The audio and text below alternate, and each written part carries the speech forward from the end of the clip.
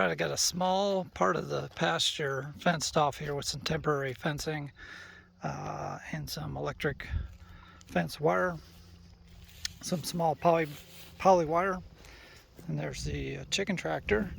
What I have here is the fence controller. Got a real light duty Patriot fence controller, because this is probably 100, maybe 200 feet, probably 200 feet of wire altogether. So what we're doing today, I'm going to be checking it with my fence mate, fence doctor, and this video is going to be about this. So when you first get your fence mate, you're going to want to set up the polarity. So when you put it on there and test the wire, you want to test it right close to your controller. But it's on too. I just touched it. Give me a good jolt. Real close to your controller, and an arrow should pop up on there.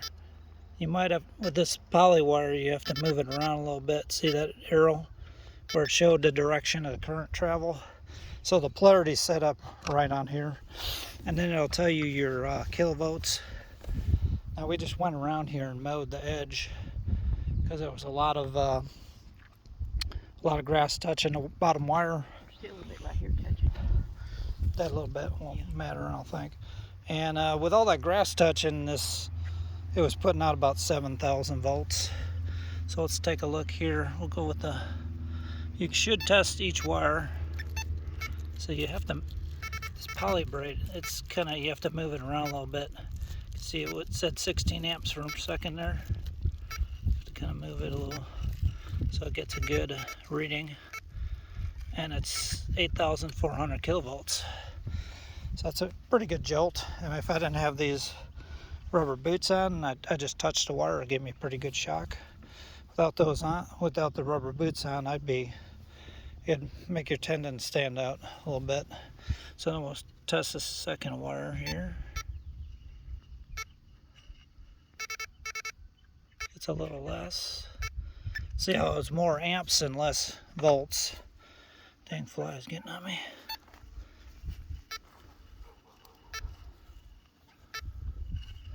It's hard to get a good reading with a poly because there's not a lot of metal in this particular braid I'm using. So you kind of have to move it around a little bit.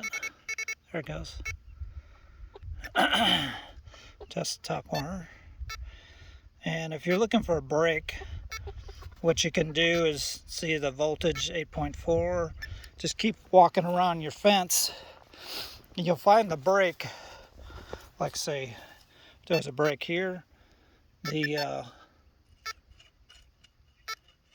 see, the volts would drop and the amps would rise. So, but there is no break in this fence. But you keep on checking different areas of your fence. And the arrow tells you which way the current runs. And you can tell by if you got where the break is, basically by when your voltage starts to drop. So just keep on testing along your fence until you find the break. That's the way the fence mate works. 8,000 volts is that's a good jolt. So this fence is working good. I've just got some step-in posts holding it up, and then the corners, this is just for the chickens to keep coyotes out of here, keep them from digging under my chicken tractor. And then for the corners I used just a metal T-post and some insulators. I've got my wires set, I think the bottom wire set about 7 inches, and then I got maybe 5 inches between these top 2 wires here. I got my grounding rod right here. It's a small one because this is not a real powerful charger. It's like a 3-foot galvanized rod. That's the setup for pastured chickens.